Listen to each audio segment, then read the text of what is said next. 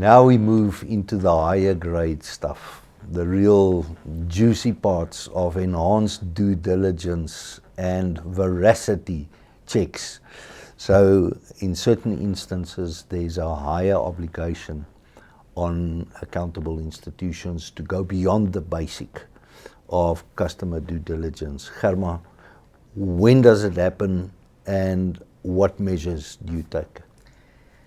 So now you've met your client, you've interviewed them, and there's something that tells you that you need to know more.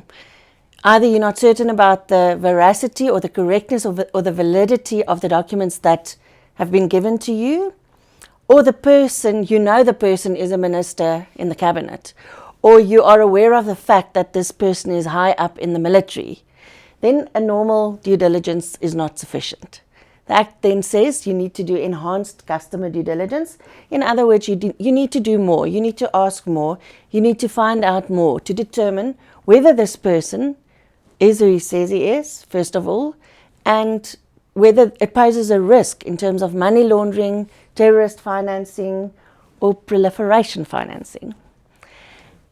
Chris, can you tell us more about that? Yes.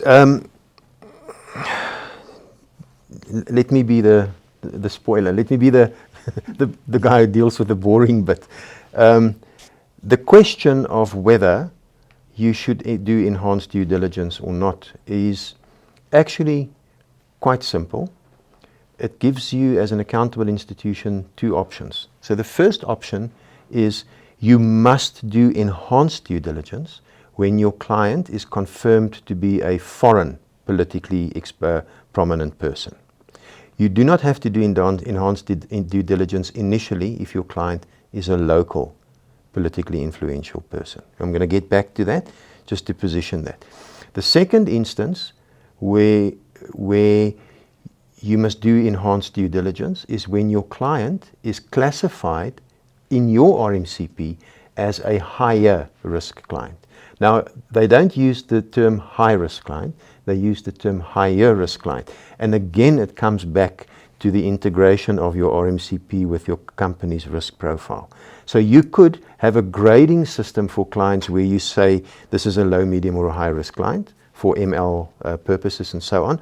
But you may say that because of the level of maturity, we want to regard all the clients that score as a medium risk client in that range, we regard them as higher risk and we're going to be doing enhanced due diligence. So you must decide which clients are higher risk.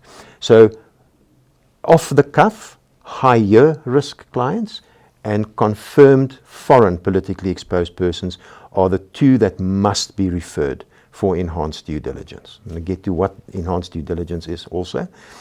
Then in respect of local political persons or politically influential persons, if they say no to the answer that they are not and nothing sticks out, then cautiously you can accept their answer and you don't do anything further.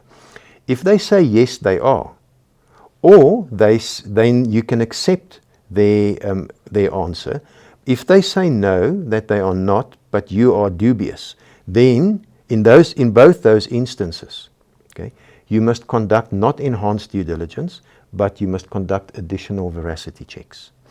Because a foreign politically exposed person is regarded automatically as a high risk, okay, for EDD purposes. But a local politically connected person is not automatically regarded. You must first establish, through the veracity checks, whether your client is in fact such a person, and then you must establish whether there are additional risk factors which may elevate the local political person to a high risk and thus EDD status. So it draws a distinction between additional veracity checks and enhanced due diligence. In practice, they are almost substantially the same. Okay? But additional veracity checks would be to go and check the status, to go and see screen adverse media reports and things like that, just to confirm the position and the status of your client and whether that poses additional risk to justify enhanced due diligence. If not, you stop it there. If enhanced due diligence is required, also very often misunderstood. Enhanced due diligence, the way that I have read the Act and that we interpret the Act as an organization, comprises only of 2 compulsory components. You may add a whole lot of extra things, so the whole bandwagon of additional veracity checks you can also chuck in there. But there are 2 components to enhanced due diligence that you must be able to demonstrate. The first is transaction monitoring. And depending on the client's risk profile, you can set the frequency for the transaction monitoring. And what you'll do in transaction monitoring is to see whether the client's behavior in terms of the product or the account or whatever is as is expected. And if there are aberrations or something, then you need to check up on that. And the second is bank account verification. So those are the 2 compulsory components of enhanced due diligence. Everything else, the adverse media screening, going to the nth degree to confirm the client's identity and place of address, and all of those good things are not prescribed but can be useful. The last comment is because enhanced due diligence we already have a much more flexible and pliable situation with customer due diligence. Enhanced due diligence is much more so, and requires almost magnum PI kind of skills of the person who conducts the enhanced due diligence. And it's for that reason that the FIC also recommends, which we must interpret as making it compulsory, I would suggest, that you get dedicated staff who are trained in the art of enhanced due diligence, and that those are the people who would deal with EDD cases in your organization. You can't give it to anyone because they may get the information, but they will not be able to interpret it correctly. Okay, so that's what I have to say. And I think practically a second pair of eyes generally to separate that function of the normal person doing the customer due diligence versus enhanced due diligence. The second pair of eyes is usually much better, Yes. practically speaking. A mouthful, but necessary. Thank you very much.